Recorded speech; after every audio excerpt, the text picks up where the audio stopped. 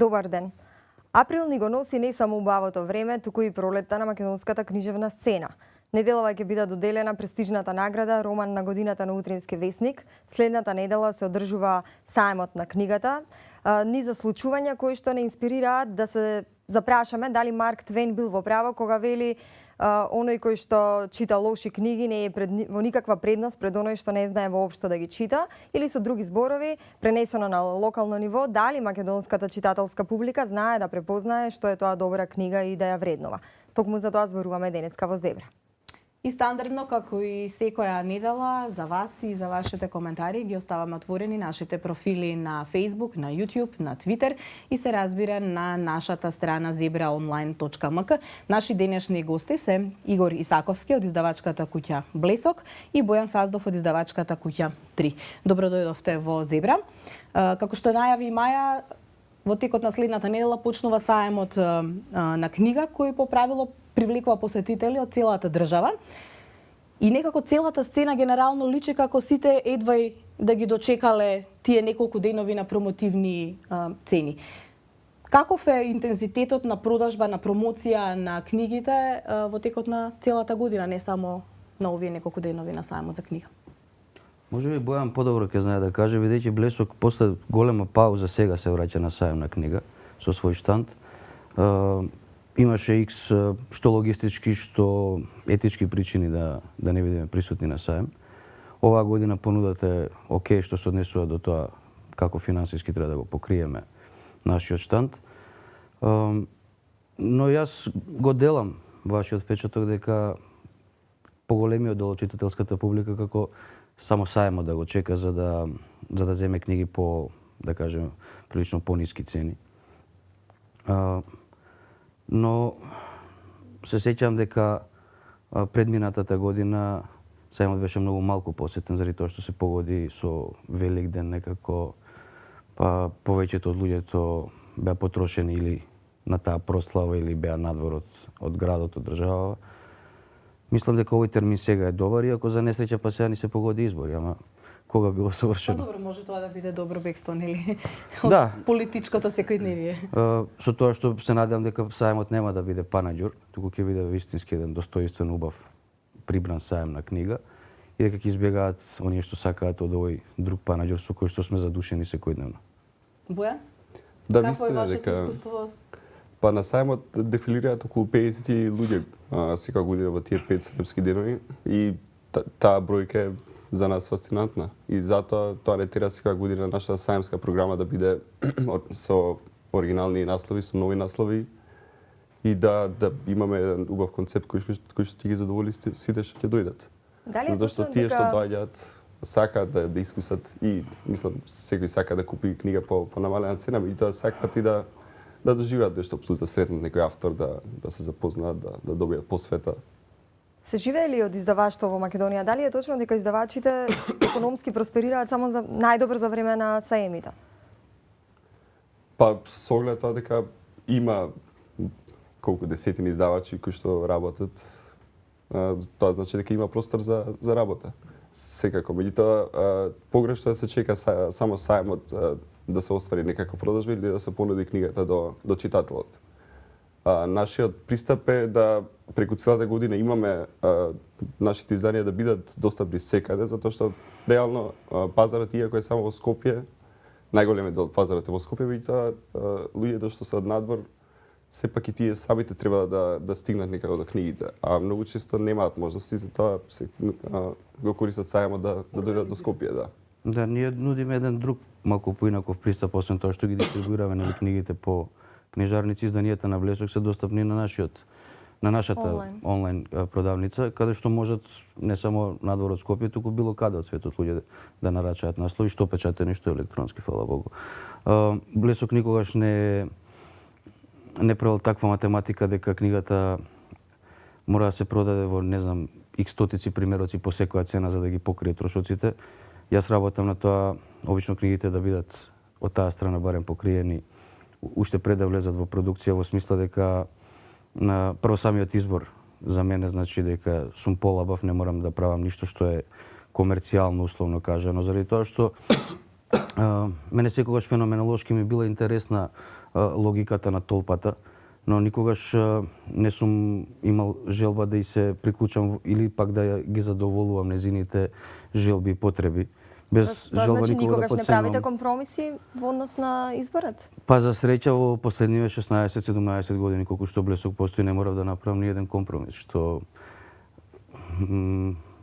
кажува нешто и за не само за мојот начин на работа, туку и за тоа дека секоја добра книга навистина ќе стигне до својот читател, иако ние не објавуваме, фала Богу, бестселери, не објавуваме прирачници, помогни си сам и така натаму, објавуваме она во кое што јас и еден тим од луѓе со кои што соработувам веруваме во смисла дека тие книги имаат исклучително високи книжевни вредности и со двете раце ги потпишувам и преводите и уредувањето, лектурата, коректурата и така натаму, што се многу битни моменти, можеби ќе ги разговараме малку подоцна во Немате ли текот на оваа впечаток дека емисија. за прв пат последнава година се развива една вистинска книжевна полемика во јавноста околу книги кои што еве вие ги нарекувате комерцијални или бестселери.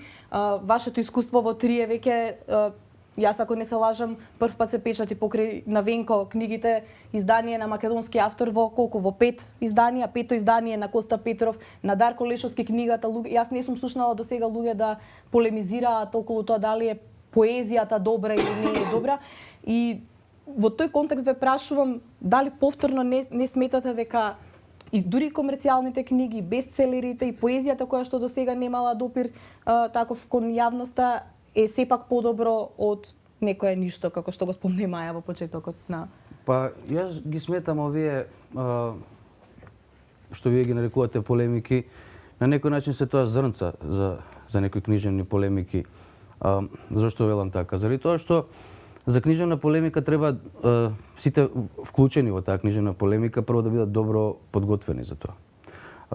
Не зборувам сега за тоа дека ние субјективно ги доживуваме книгите, како и секоја уметност, впрочем, но при полемизирањето мораме да ја сослушаме и другата страна и мораме да имаме многу цврсти пред себе изградени аргументи. Смислата на тоа дека некој може да каже ми се допаѓа или не ми се допаѓа, сосема е вред, оправдана, но ако веќе влегуваме во полемика, тогаш треба да образложиме. Тоа е вистинската полемика. Јас не бев многу ангажиран околу тоа да ги исчитам сите условно кажано полемики, пак ќе речам, бидејќи некои луѓе се јавија со обиди да имаат полемики кои што понатаму се сведува на тоа како бил авторот или како бил издавачот и така натаму, што е многу далеко од тоа каква е книгата. Ако одиме така, тогаш што е еден бихевиористички пристап кој што никому ништо добро нема да му донесе на почеток на 21 век. Иако веќе не сме толку на почеток. Да. Сакам да кажам, во споредба со светски познати книжевни полемики, македонски познати книжевни полемики кои што ги нема веќе добри 40 на години, отприлика 35-6 години, ова го сметам за некој зародиш, нешто што можеби ќе донесе до нешто подобро. Добро е книгите да се објавуваат во X тиражи, ако се тоа навистина вистински тиражи, значи да се отпечатат сега 500, колку што е во принцип нашата македонска цифра за објавување на некое дело, па да се отпечата за година, 2, 500 уште и така натаму. Некои автори продаваат повеќе, некои автори продаваат помалку, а некои автори за жал мислат дека ако кажат дека продале повеќе, дека се со самото тоа добри автори, што исто така е мед со две острици, да не кажам нешто друго. Бојан, вашето искуство? Наше искуство и она што го гледаме сега, дека се случи дека има еден нов бран на македонски автори и на нова, можеби не е нова публика, меѓутоа публика што се интересира за македонскиот писател и за популарниот роман и дури поезијата, која што беше до скоро беше може и мртва. Тоа е интересно за нас како издавачи дека не сме го доживеле до сега.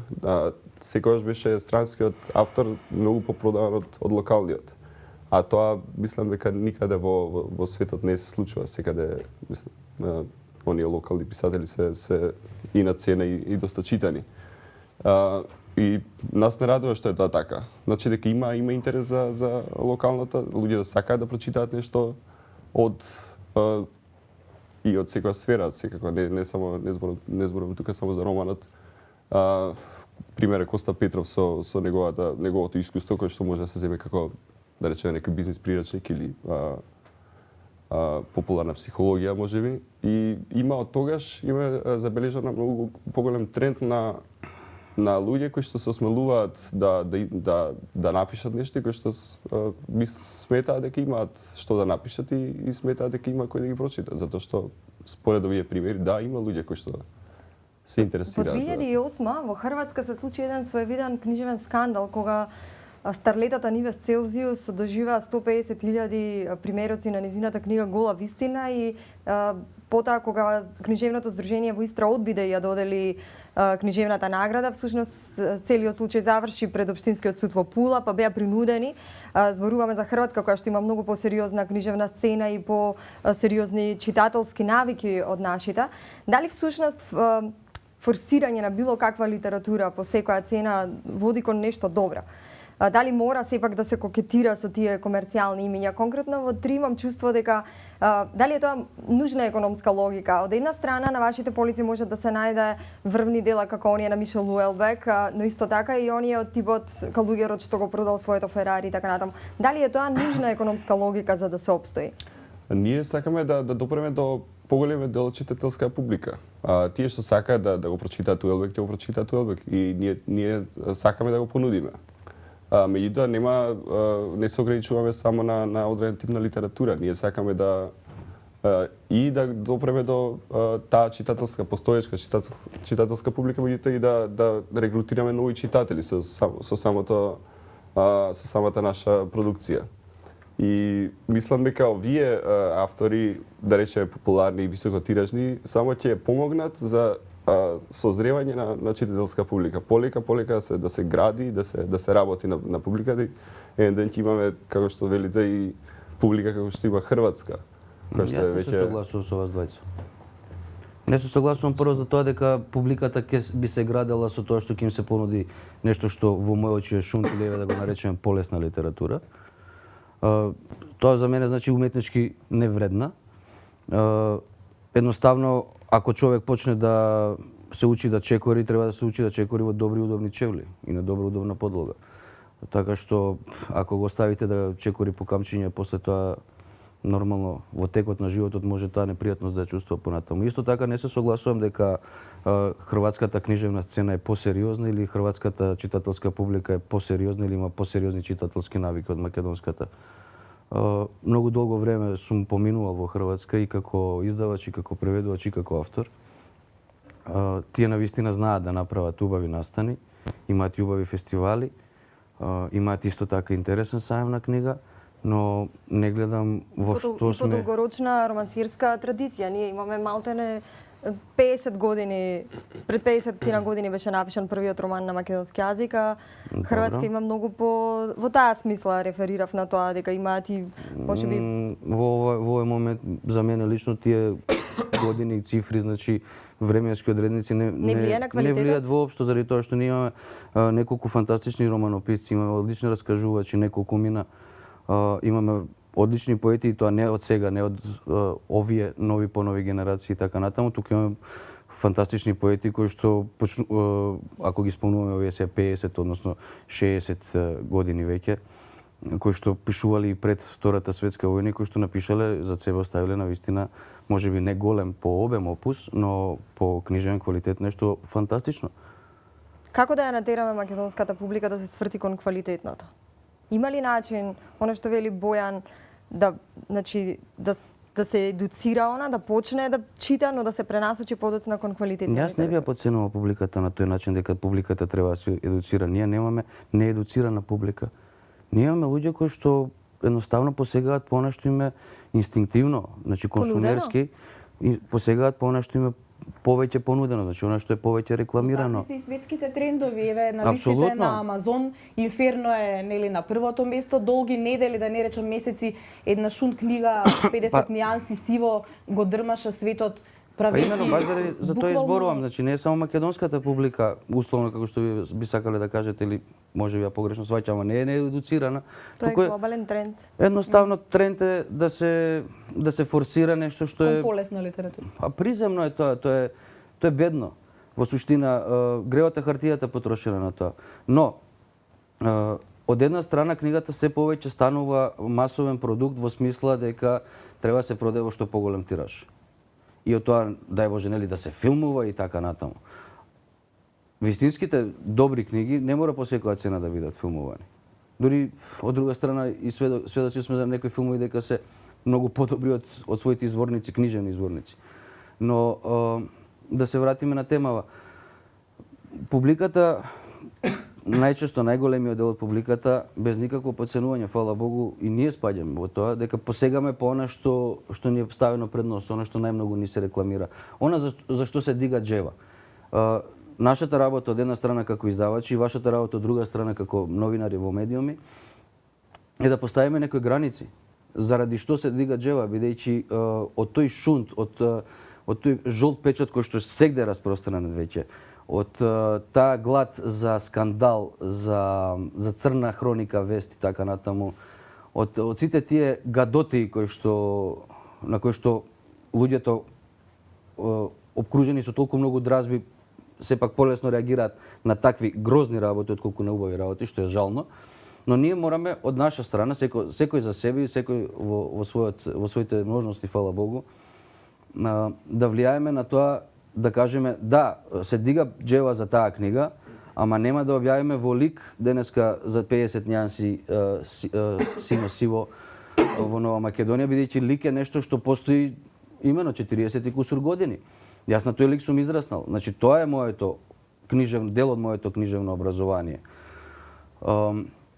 Понатаму ќе кажеме, вред, се дигнала джева околу таа и таа книга заради тоа што било спомнато тоа и тоа, условно кажано, светски заговори, вакви организации и така натаму. Но тоа не значи дека таа книга е интересна како книжевно четиво.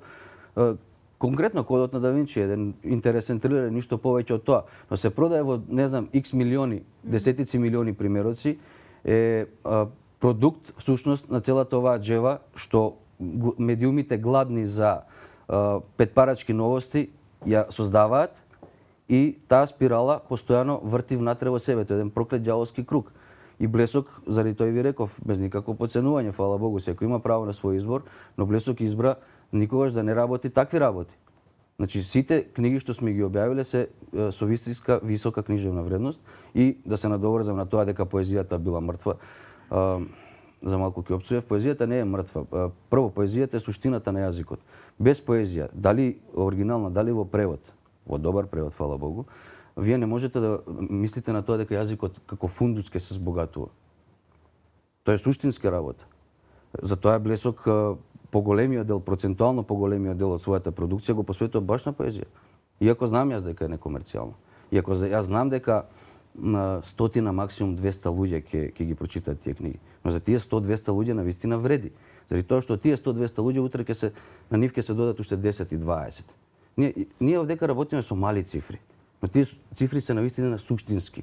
Затоа што ако денеска имаме 150 читатели на таа добра поезија, утре ако имаме 165, тоа е супер. Ние за 10 години ќе имаме 500. Вистина. И натаму одиме.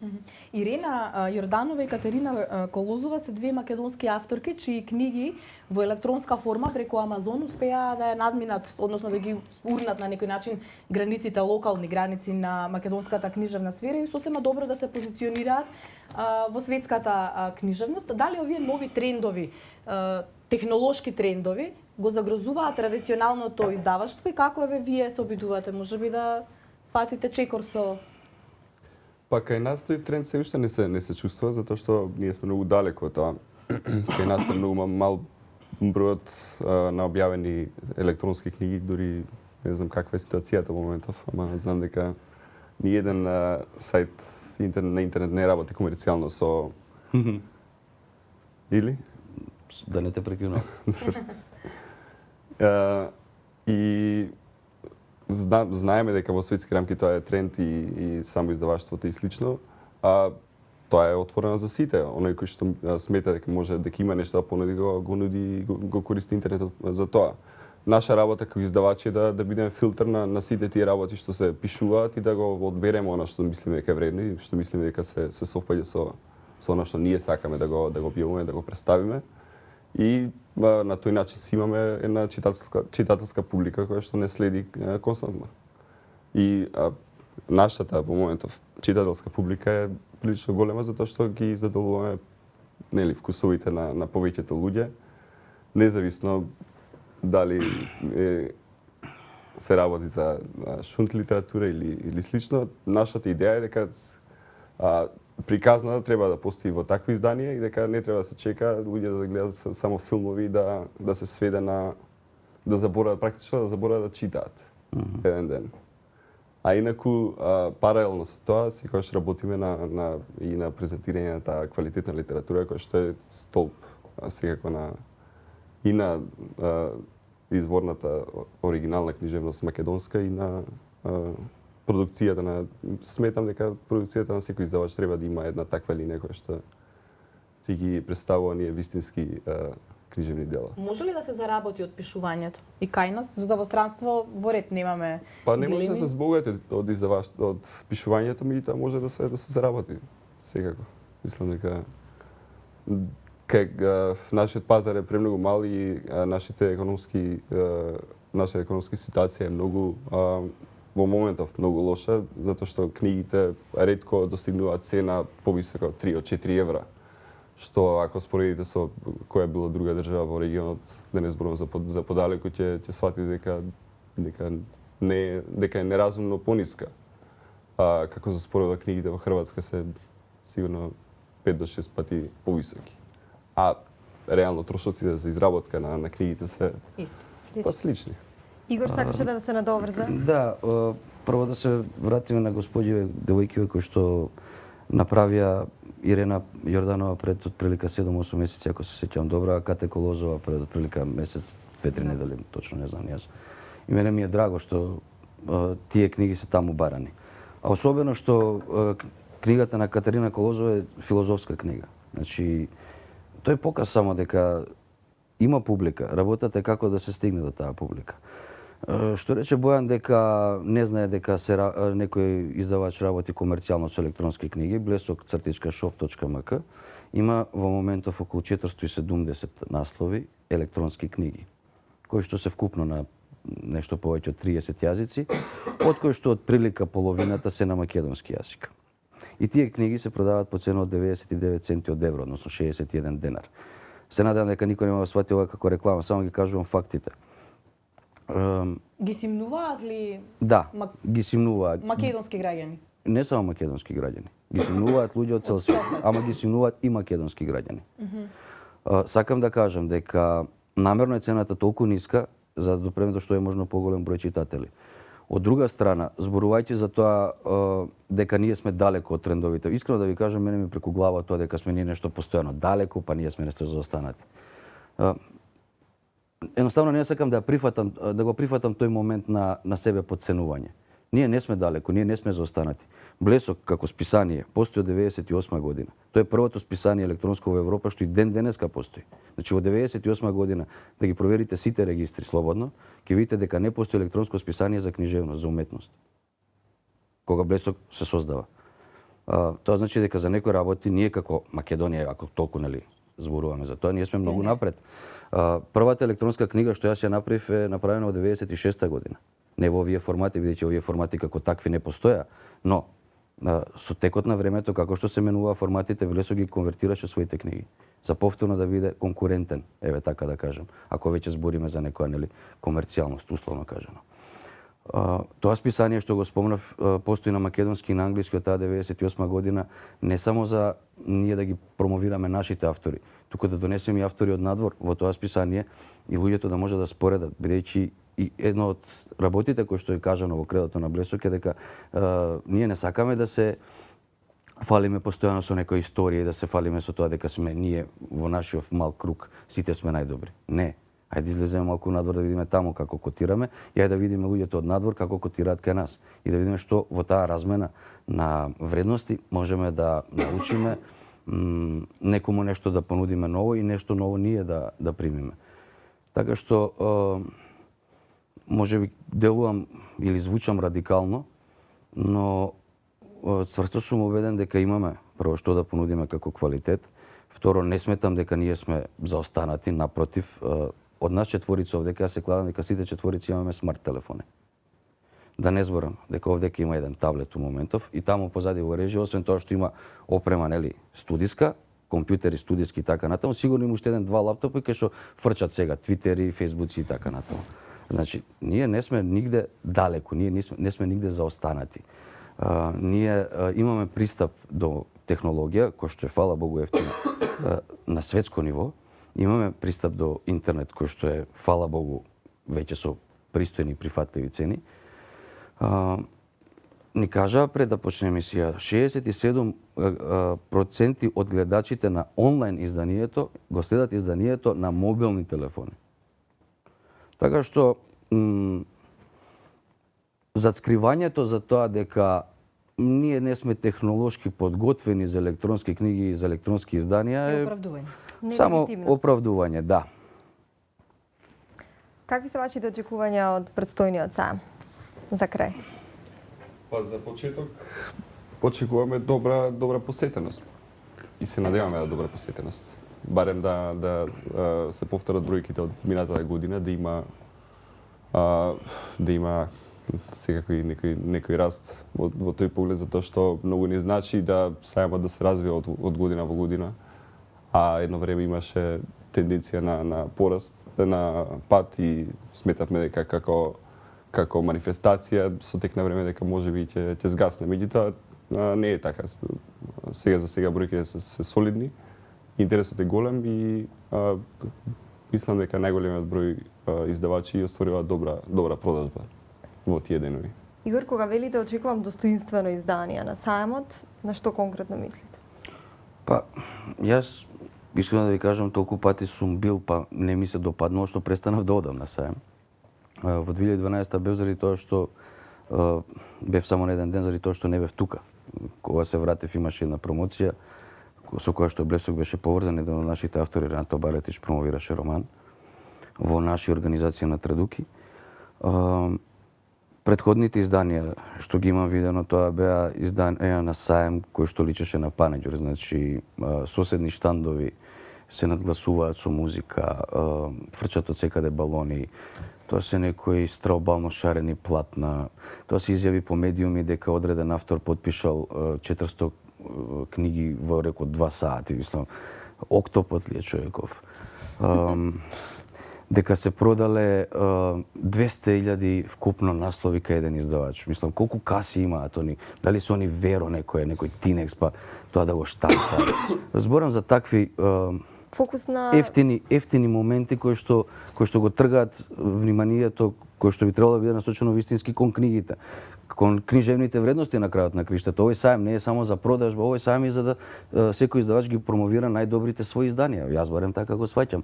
Блесок никогаш не брзал, нели, сега доаѓа сајм па паника, мораме да ги издадеме овие книги. Тие книги ќе излезат и до година ако треба. Тие книги се такви книги што не бркаат ништо конкретно. Не им поминува времето. Да, не се тие Рокот некои на книги употреба. кои што сега се во жижа, а утре ќе ги заборават. Тие се книги што траат. Само пред крајот на емисијата да посветиме неколку минути за прашањата кои што ги добиваме преку Твитер. Според кои критериуми се издаваат новите книги освен парите? И она што и пред малку Игор го спомнавте, до кога ќе читаме лоши преводи на неквалитетна новинска хартија, малку ми е ситно. Посебно ова се однесува на едно од вашите изданија 3, елеганцијата на ежот. Колку внимание се посветува на тоа како е спакувана книгата, на каков тип на хартија, каков превод е направен, редактурата, дали? Затоа што ние константно гледаме дека има луѓе кои што се подпишани како редактори и лектори, меѓутоа кога ќе отворите книгата не е баш. Јас можеби ќе му помогнам Значи, малку на конкретно Бојан за сега да не одговара Блесок и за- конкретно за таа книга која што се вика Елеганција на ежот. Добар наслов. Тоа е фантастично, морам да признам. Вака, можем да го зборам за Блесок дека обрнуваме исклучително многу внимание прво на самиот текст. Самиот текст поминува 4 филтри. Значи четворица луѓе го поминуваат, уредуваат, редактираат пред да дојде до моментот да влезе во печат. Хартијата е, фала Богу, секогаш квалитетна и кориците се квалитетни. Ние, за жал, не работиме со такви буџети за да можеме на овој пазар да одиме со изданија во тврда подврска. Бидејќи тоа многу малку во суштина од печатниците го нудат и таа цена е во принцип секогаш многу висока, затоа што подразбира други дополнителни технички трошоци, значи шиење, лепење, подврзување, тврд повес и така натаму. Но исто така не би се посрамиле пред ниедно од изданијата во смисла на квалитетот на хартијата, на дизајнот на корицата и фала Богу и најважно од се на она што е внатре. Значи лектура и коректура се задолжителни. Преведувачките во најголем број од случаите на Блесок се исклучително посветени личности на својата работа. Го знаат јазикот од кој што преведуваат и одлично го знаат јазикот на кој што преведуваат. Преведуваат од оригиналниот јазик на кој што е напишана книгата, значи не од српски, од хрватски. Не, посредни преводи досега се случиле од овие наши, да кажем, околу 150 изданија, се случиле на 2 или 3 пати во случаи кога сме имале јазици од кои што не сме можеле да најдеме превод. Зборам тука за хеврејски.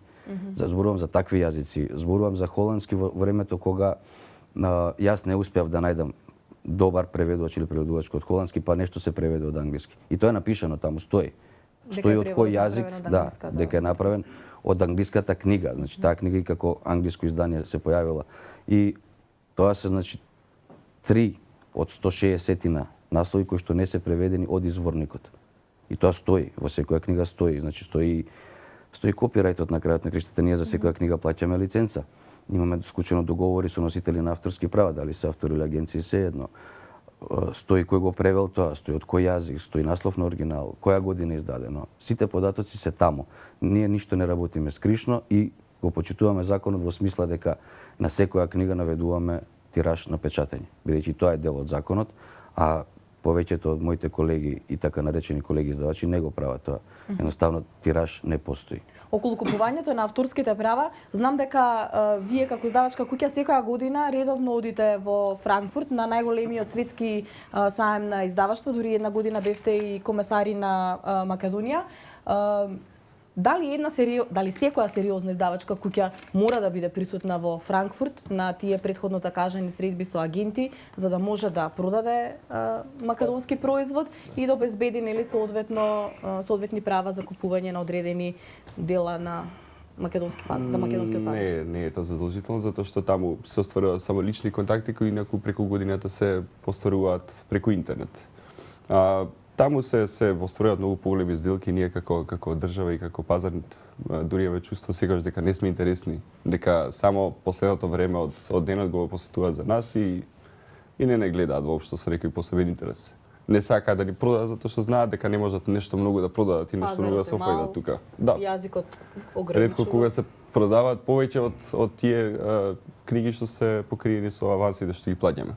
Инаку обратното, да се продадат книги наши македонски изданија во Франкфурт е невозможна мисија и ние се обидовме, се откажавме. Ако има некој ентузијаст, јавно го повикуваме. Да, но тоа се добри обиди. Ние мораме да се обидуваме нашите автори да ги пласираме надвор. Не мора да станува збор за никакви високи цифри на крајот на криштата. Дури јас се ценкам со странските носители на авторските права, им кажувам, тиражот е мал, пазарот е мал, автоматски добивате мала сума, но бидете сигурни дека ќе имате книга од која што никој нема да се посрами, напротив. Ќе бидете објавени на македонски по сите добри параметри. Игор Бојан, ви благодариме што бевте дел од Зебра, онака како што јас најавив и на мојот Facebook профил, ова е една од нашите омилени теми. Ви благодариме што не гледавте. Поздрав! Хвала.